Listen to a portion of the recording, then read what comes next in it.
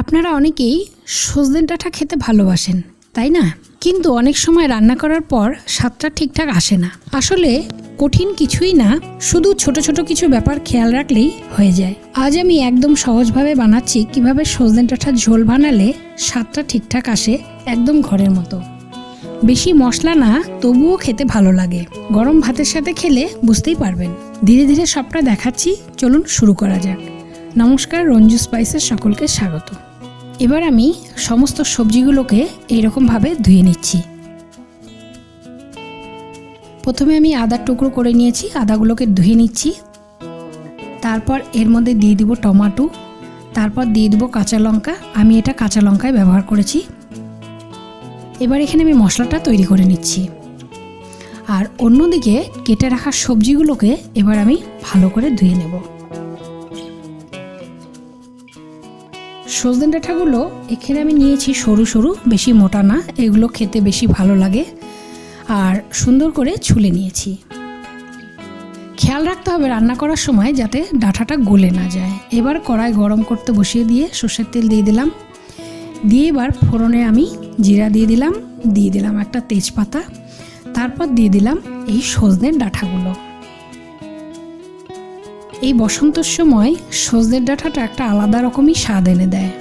দিয়ে দিলাম এবার পরিমাণ মতো নুন, আর দিয়ে দেবো হলুদ গুঁড়ো। দিয়ে এবার ভালো করে নাড়াচাড়া করে নিচ্ছি। একটু নাড়াচাড়া করার পর এখানে আমি দিয়ে দিচ্ছি যে পেস্ট করে রেখেছিলাম, সেই পেস্ট আমি এখানে দিয়ে দিচ্ছি। আদা, জিরা, তারপর টমেটো, সম্পূর্ণ পেস্ট এখানে আমি দিয়ে ভালো করে নাড়াচাড়া করে নিচ্ছি। দেখুন সাইড দিয়ে আমার তেলটাও বের হয়ে এসছে। তারপর এর মধ্যে ওই বাটি ধুয়েই অল্প করে জল দিয়ে দিলাম। দিয়ে এবার নাড়াচাড়া করে নিয়ে আমি ঢাকা দিয়ে দিব। এই জলেই আমার সজনে ডাঁটাটা সিদ্ধ হয়ে যাবে। এবার ঢাকাটা উঠিয়ে আমি নাড়াচাড়া করে নিচ্ছি। দেখুন ঠিক এইরকম। আর এইদিকে আলু আমি সিদ্ধ করে রেখেছিলাম, সেই আলুগুলোকে আমি এখানে ভেঙে দিয়ে দিচ্ছি। ঠিক এইরকমভাবে আপনারা এখানে আলু কেটে নিয়েও করতে পারেন, কিন্তু এইভাবে রান্নাটা করলে এর একটা আলাদা রকমই স্বাদ আসে। আলু কেটে নিয়ে করলে তার একটা স্বাদ আসে, আর আলু সিদ্ধ করে নেওয়ার পর একটা আলাদা স্বাদ আসে। ভেজে নেওয়ার পর এবার আমি এখানে দিয়ে দিলাম উষ্ণ গরম জল। দিয়ে এবার আমি ভালো করে নাড়াচাড়া করে নিচ্ছি, সুন্দর করে মিশিয়ে নিলাম।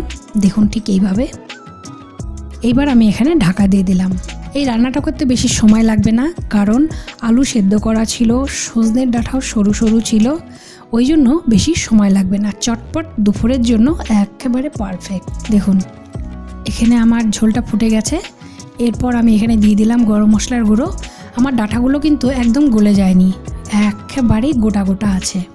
আমার রান্নাটা একেবারেই কমপ্লিট। লাইক করবেন, শেয়ার করবেন। এখনও যারা সাবস্ক্রাইব করেননি অবশ্যই সাবস্ক্রাইব করে দিবেন। নমস্কার।